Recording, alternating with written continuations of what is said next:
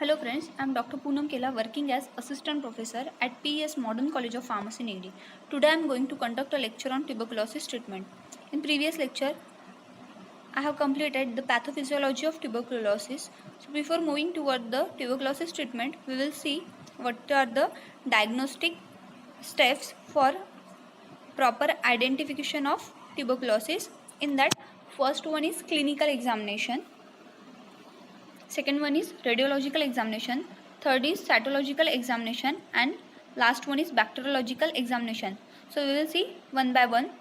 In clinical examination, the patient is evaluated for medical history, the recording of various risk factor, example alcoholism, HIV infection, renal dialysis can give the cause of illness. The second is radiological examination. Chest X-ray is the first sure step in disease cases. Irregular white areas against the normally black background is seen.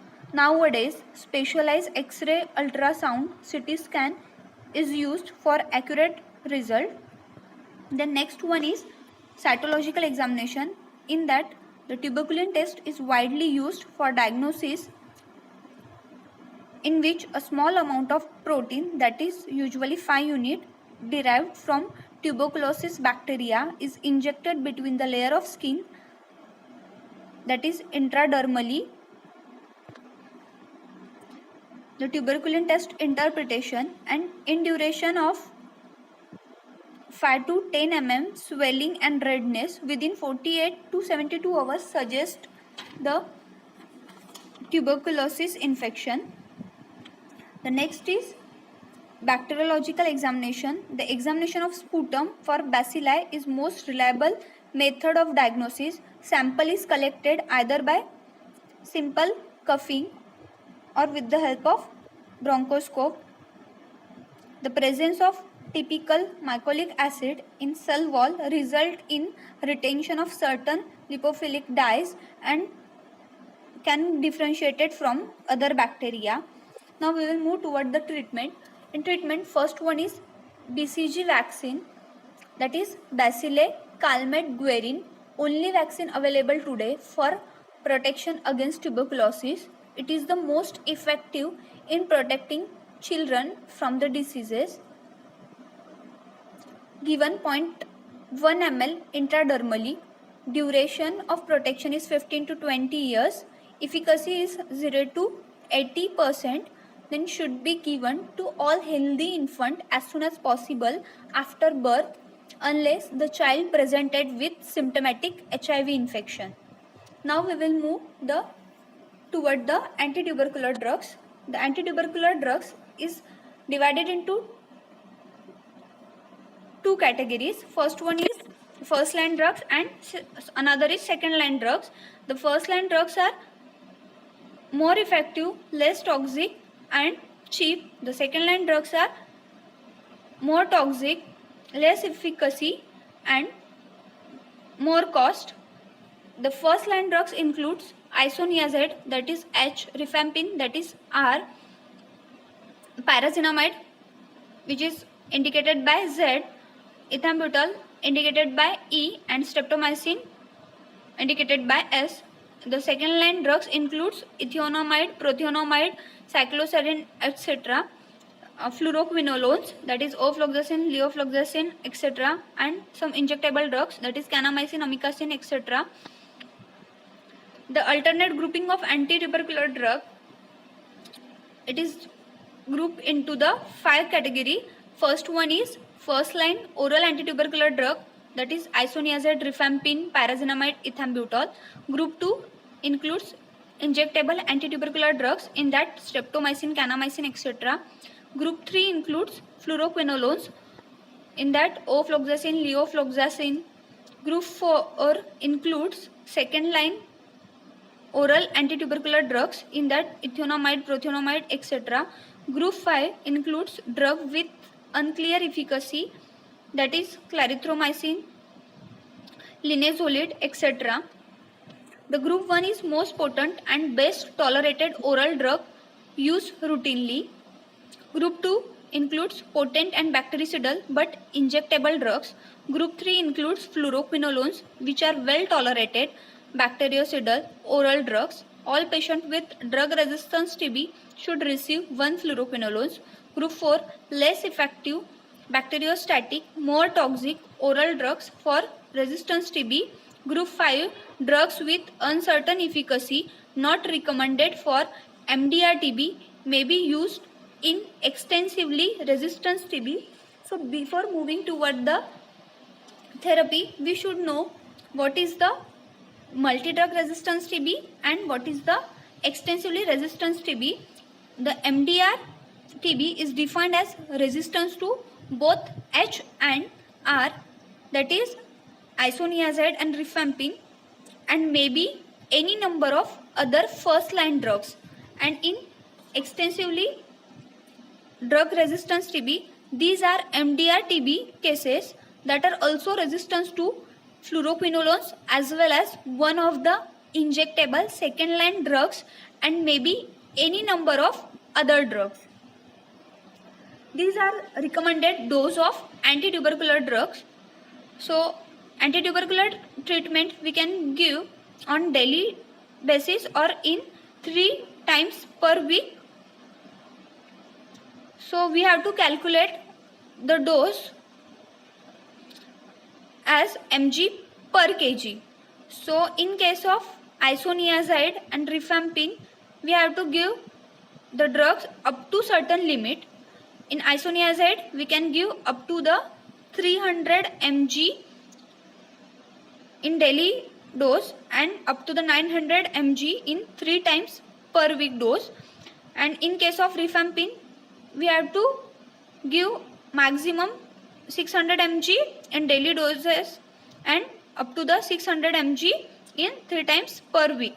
But in case of streptomycin, we can give maximum 1000 mg dose in 3 times per week dosing. Now we will move toward the category wise treatment for tuberculosis. The patient is categorized into category 1 and category 2.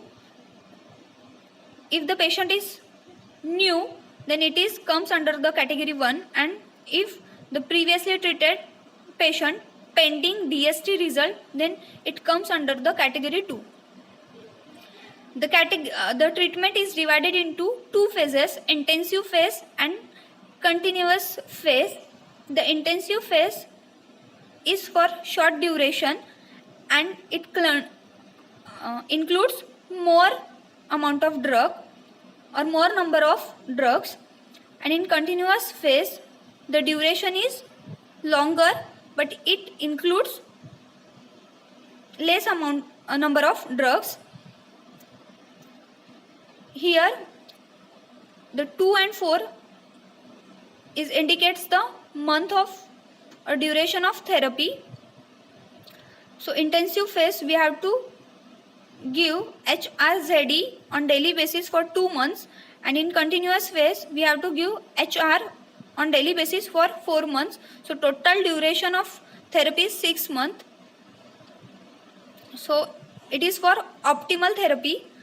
Then if the patient is acceptable, if not ensured, then we have to give 2 HRZE daily and HR thrice weekly for 4 months. The total duration of therapy is 6 months. If the patient is acceptable, if not ensured and no HIV co-infection or its risk, then HRZE thrice weekly for 2 months and HR thrice weekly for 4 months is advised. For category 2 patient, the patient with low medium risk of MDR TB failure or defaulter, then we have to advise HRZES daily for 2 months plus HRZE daily for 1 month in intensive phase, and in continuous phase we have to advise HRE on daily basis for 5 months. So total duration of therapy is 8 months. The next is for the patient with high risk of MDR TB, that is failure, second defaulter, contact of MDR TB. In that we have to advise empirical therapy, that is standardized MDR regimen. We will see in next slide. The duration of therapy is 18 to 24 months or till DST result. So now we will see what is standardized RNTCP regimen for MDR TB, that is revised National Tuberculosis Control Program. In that the intensive phase is for 6 to 9 months and continuous phase for 18 months. In intensive phase we can advise the drugs out of the 6 drugs, and in continuous phase we can advise the 4 drugs that I have listed in the table. Along with the therapy we have to advise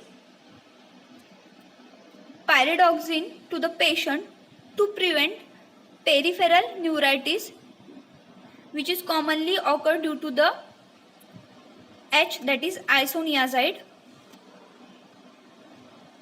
Now there are some special conditions. In that we have to take precaution while prescribing antitubercular drugs, such as tuberculosis in pregnant women. The WHO and British Thoracic Society considered H, R, E and Z to be safe to the fetus and recommended the standard 6-month, that is 2 HRZE plus 4 HR regimen for pregnant women with tuberculosis. S is contraindicated because it is ototoxic to the fetus. However, H is not recommended in the USA. So in India it is advised to avoid Z and to treat pregnant TB patient with 2 HRE plus 7 HR, that is HRE for 2 months and HR for 7 months. So the total duration of therapy is 9 months. The treatment of TB should not be withheld or delayed because of pregnancy. All pregnant women being treated with isoniazid should receive pyridoxine in the dose of 10 to 25 mg to prevent peripheral neuritis. Now in second case, if the patient is breastfeeding, then all anti-TB drugs are compatible with breastfeeding. Full course should be given to the mother, but the baby should be watched. The infant should receive BCG vaccination and 6-month isoniazid preventive treatment after ruling out active TB. Now in third case, if the patient is tuberculosis along with AIDS, then the drugs used are the same as in non-HIV cases and at least 4 drugs are used. Initially, intensive phase therapy with daily HRZE for 2 months is started immediately on the diagnosis of TB and is followed by a continuous phase of HR, that is isoniazid and rifampin, for 4 to 7 months. The total duration of therapy is 6 to 9 months.